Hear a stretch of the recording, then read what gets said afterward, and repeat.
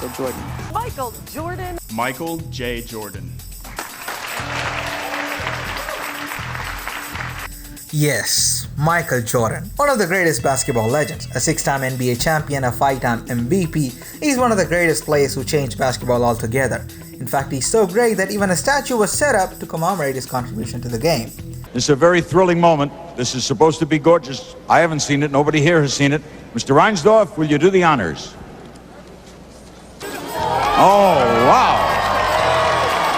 While he's so much of an icon relating to basketball, the way in which he got introduced to the game was totally a different story. It all started when his brother, Larry Jordan, kind of challenged him for a basketball duel in their backyard, and being a younger sibling, to beat your brother always seems kind of a dream. Much like this. What the hell? Well, Michael Jordan fell in love with the game and he dreamed of getting into the high school varsity team where his brother was already playing. So now Michael wanted it so badly. Like, You are mine now. You belong to me. yes, you high school basketball team, you belong to me! So he had worked really hard and now it was time for selection.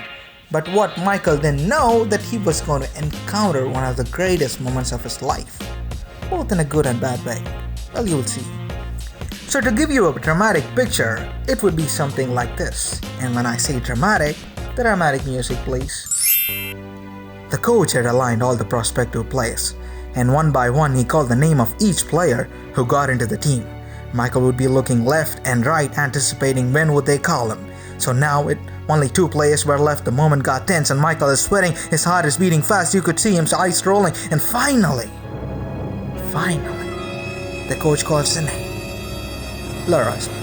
Seems kinda bad and not what we were expecting. Poor Michael would have felt very bad. No! Yes! No! Yes! No! Not like that though.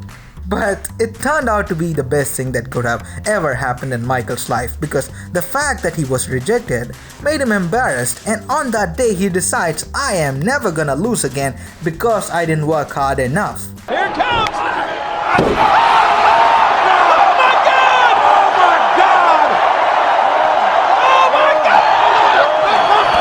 Hell yeah, you go Jordan, suck it up you losers.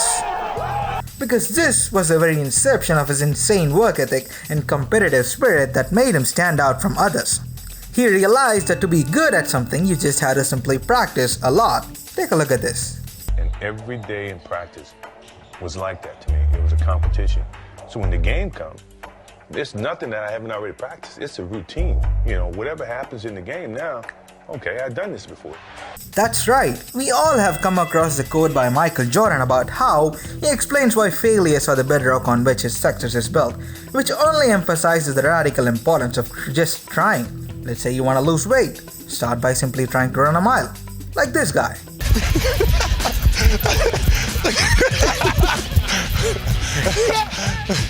I told you it's bad, bro. I want this hat! And not only Michael, all successful people always stress the importance of trying. Like Thomas Jr. Watson, the co-founder of IBM, when somebody asked him, how do I become successful? He said to the guy, you simply double the amount of failures by trying a lot, and success will be on its way.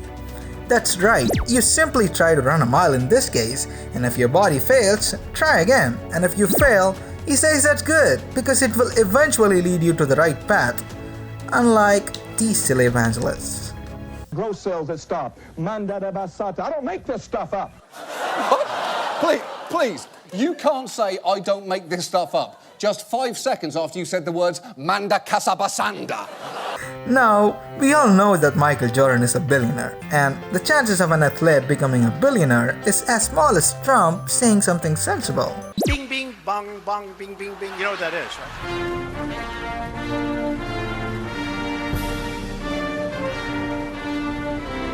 I give up. Look at this. There are only 4 sports billionaires in the entire world as of 2020. When I say that, I mean people who actually play the sport.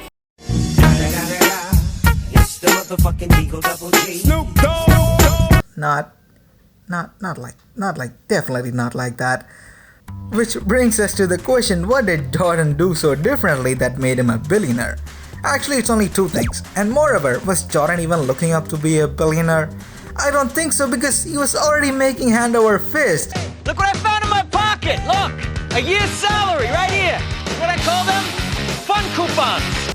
Look at this. In 2004, Michael initially made a small investment in Charlotte Bobcats.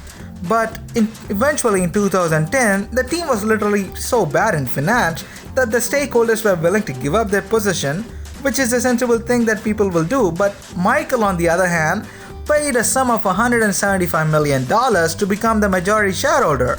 And all that for a team which was actually dying. I mean, why would somebody do that? But it was Michael Jordan. He did it because of the sheer passion for the game. I mean, why not spend your days of retirement in the basketball court watching your own team play? Seems like a good deal, right? Whether it paid or not, well, it actually did. And trust me, by a lot. By 2019, every major basketball team was worth over $1 billion. And Jordan did one better by being the 97% shareholder of the new Charlotte Hornets, having a staggering $1.8 billion worth. And that itself was simply a home run for Michael Jordan. But it didn't stop there. Which brings us to number 2. When Michael signed the endorsement deal with Nike, Nike was actually kind of in its early stages. So it was like a steal for Nike to rope in the guy who, after all, changed the game of basketball. And because of that, the terms of the agreement were slightly different from what the modern era players sign. So let me show you how it is different. It was a royalty deal on Air Jordans where he would get a specific percentage of the total profits annually for the sale of the latter. Now, this is where it all changes. Since Michael pockets $130 million every year from Nike, let's simply try to compare it to what the other players make.